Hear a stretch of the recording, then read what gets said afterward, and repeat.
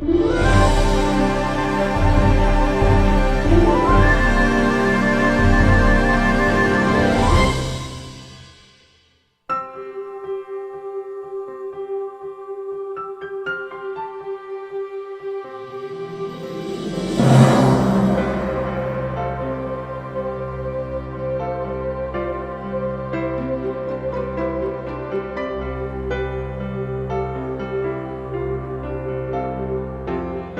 you graduate from college, did you go straight to New York?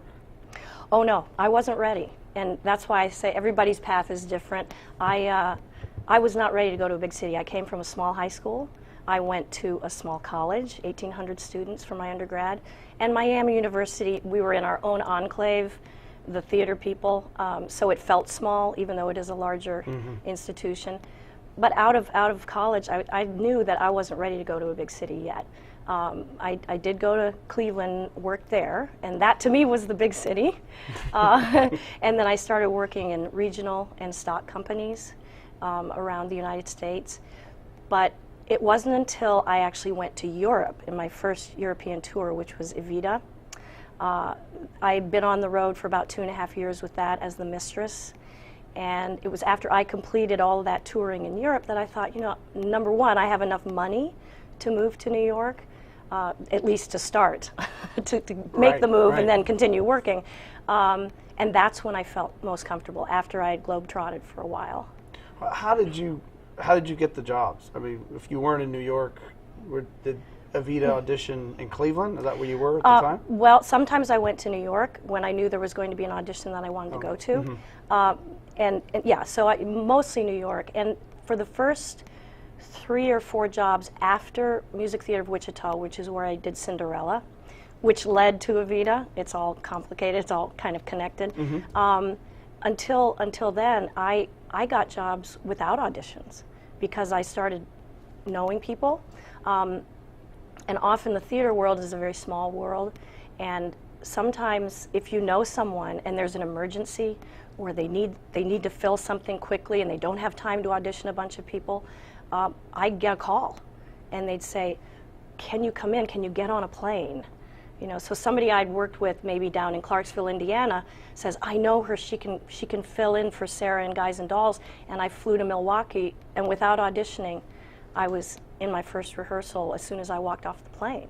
So that's why it's so important to be the person that people want to work with, to be able to learn roles fast, because auditions aren't necessarily the only path to getting work. It's so important. The attitude, your perseverance, your ability to work with other people and support other people. The best actors and the best performers are not the ones that are braggadocio and competitive. They're the ones that support other actors or give the directors exactly what they need quickly.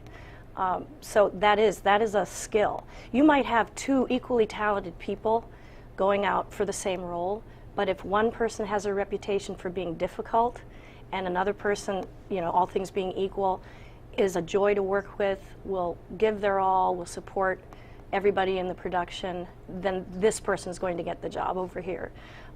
That's a no-brainer, but you would think performers would realize that, but a lot of them don't, and they stop working or they stop getting work. The business is so challenging.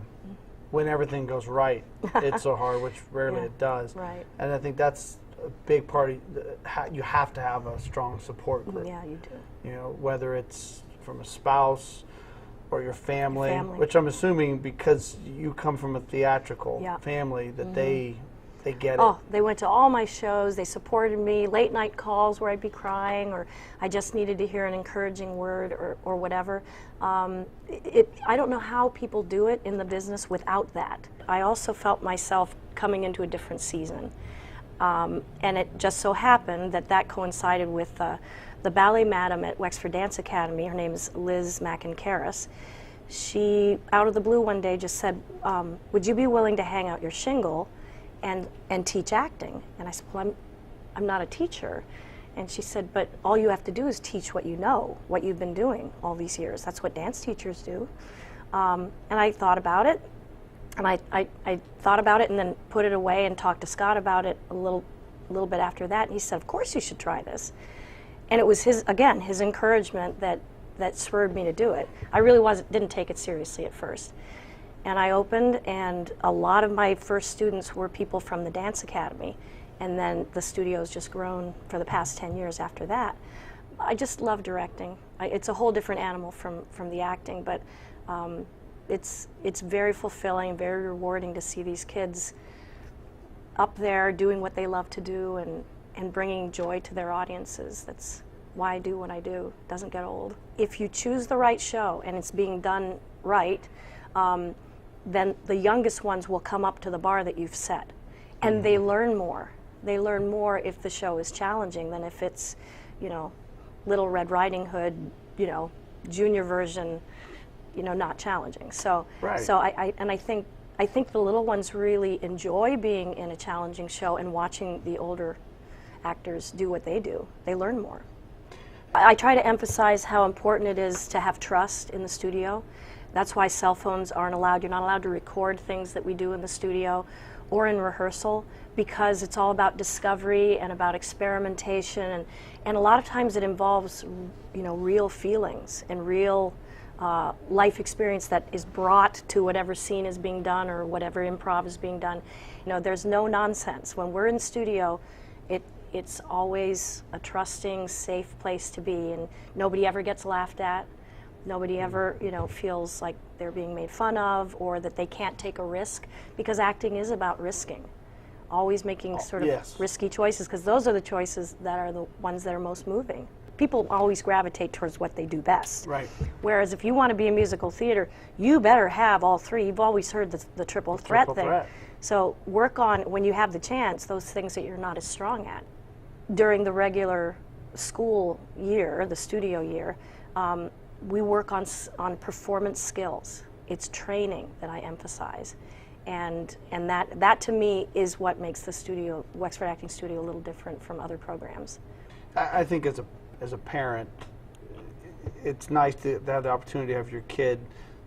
They go to the studio, and they get the best of both worlds. So they get to do their own individual things, and then you're going to see a show where you're seeing them individually grow. Right. From year to year.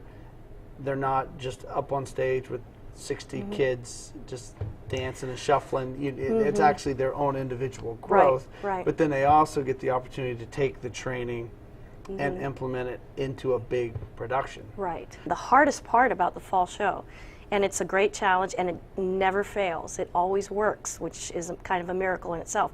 We're not in the actual theater until the first dress rehearsal. We usually have 2. So those kids from age 6 to 76, it depends on how old the oldest person is, don't get to the venue and work on the set and in costumes until 2 rehearsals before we open. And I mean, not even professionals are asked to do that. You at least have some cushion once you get into production to be on the set, to be in your costume and all of that. All the elements happen at once. I love my kids, and I want what's best for my students. And what is best for them is discipline, perseverance, hard work, and just doing the very best they can do. And if I expect that of them, they'll give that to me. We do shows and talk to people, and they're like, well, what are you in the show? Oh, I'm just in the ensemble. I'm like, you're not just in the ensemble. It's like that can make or break a performance. Well, you mentioned Les Miserables. We did the school edition.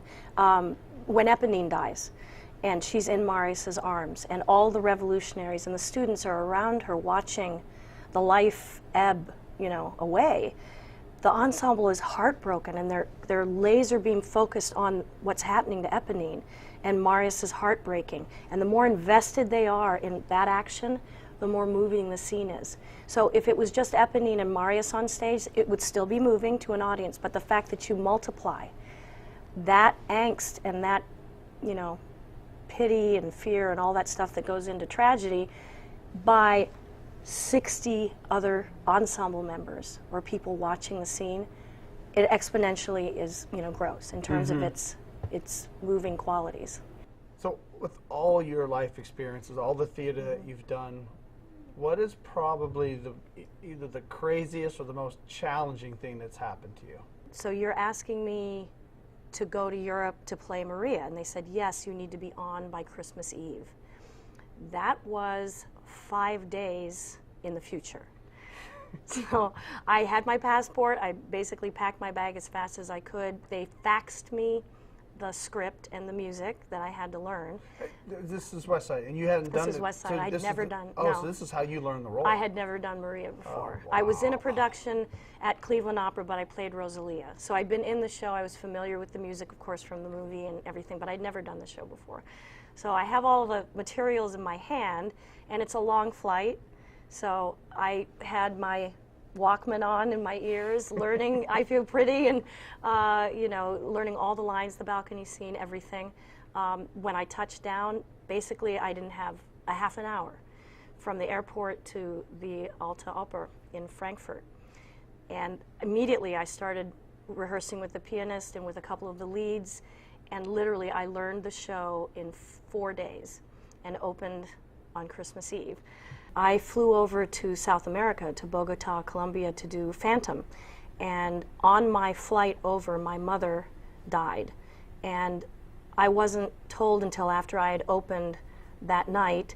And as soon as I found out, of course, I flew home for the memorial service, but then had to come immediately back and do what ended up being a 2-month run of Phantom. I didn't completely divorce myself from my feelings, but in order to be able to sing every night, I had to separate myself from that tragedy in my life, and it was very, very difficult. I sometimes would use the emotions I was feeling and the grief I was feeling in the role when I could. What I tell my students, if they're having a hard day, or if something's happened in school or they're not feeling quite up to class, I don't tell them to leave their sorrows or whatever's happening to them outside the classroom, outside the studio, because you can't completely disregard where you are in your emotional life when you're working. You come in with that and try to use it, if you can, toward the work that you're doing in studio. It's the difference between ignoring what's going on with you and using it as best you can to make your performance deeper. The older you get, the better actor you become, because you're just amassing all kinds of experiences, good and bad, that make you a fuller, deeper character yourself, and you can learn to apply that to all the great plays and musicals that are written for actors.